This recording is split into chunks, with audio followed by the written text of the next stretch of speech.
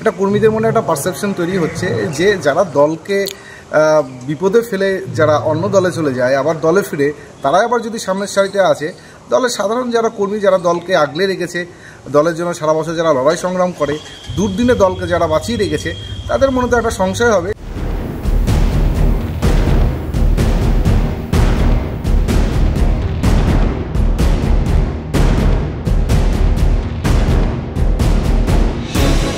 জেলা পরিষদের মেন্টর কোমেন্টর পদে নিয়োগ ঘিরে জোর বিতর্ক তৃণমূলের দক্ষিণ দিনাজপুর সংগঠনের অন্তরে।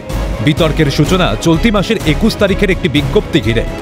রাজ্য পঞ্চায়েত দপ্তরের তরফে দক্ষিণ দিনাজপুরের জেলা শাসককে চিঠি দিয়ে জেলা পরিষদের মেন্টর ও কোমেন্টর পদে শঙ্কর সরকার ও শিপ্রা নিয়োগী পালকে নিয়োগের নির্দেশ দেওয়া হয়। আর এতেই ক্ষোভ চরমে দক্ষিণ দিনাজপুর তৃণমূলের অন্তরে। প্রাক্তন জেলা সভাপতি মৃণাল সরকার সামাজিক মাধ্যমে পোস্ট করেন, লেখেন, দলকে সাইনবোর্ড করার হুমকি দিন, পদ আপনার দরজায় করা নাড়বে।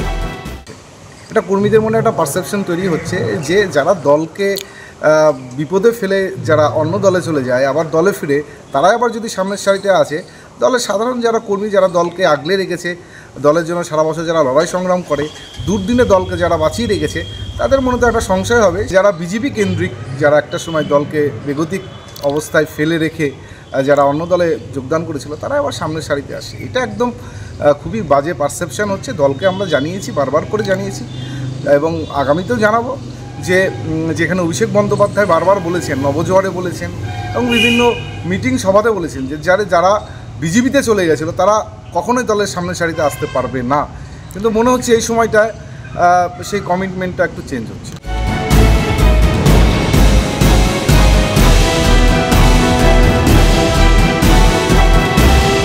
দক্ষিণ দিনাজপুর জেলা তৃণমূল সূত্রে খবর, শঙ্কর সরকার ও শিপ্রা নিয়োগী পাল সহ এক গুচ্ছ নেতা নেত্রী 2019 লোকসভা নির্বাচনের আগে বিজেপিতে যোগ দিয়েছিলেন, পরে অবশ্য তৃণমূলে ফেরেন।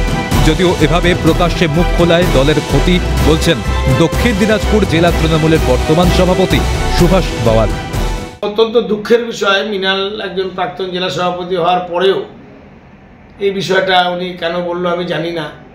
এটা তো সরাসরি রাজ্য নেতৃত্বকেই চ্যালেঞ্জ করে, কেননা এই চিঠিটা কিন্তু আমি করিনি বা আমাদের মতো কেউ করেনি। রাজ্য থেকে এই জেলার বিভিন্ন রাজনৈতিক ব্যক্তিত্বের নাম, ঠিকানা বা তাদের পদমর্যাদা বা তাদের পূর্ব পরিচয় বা তাদের কর্মদক্ষতাকে চিন্তাভাবনা করে রাজ্য বিভিন্ন জেলাতে মেন্টর এবং কো-মেন্টর পাঠিয়েছে। এবার আমার যদি কোনো অভিমান থাকে তাহলে আমি বড়জোর রাজ্য কমিটিকে একটা চিঠি লিখে জানতে চাইতে পারি, কিন্তু এভাবে সব সংবাদ মাধ্যমে বা সোশ্যাল মিডিয়াতে বিবৃতি দেওয়া মানে দলেরই ক্ষতি করে।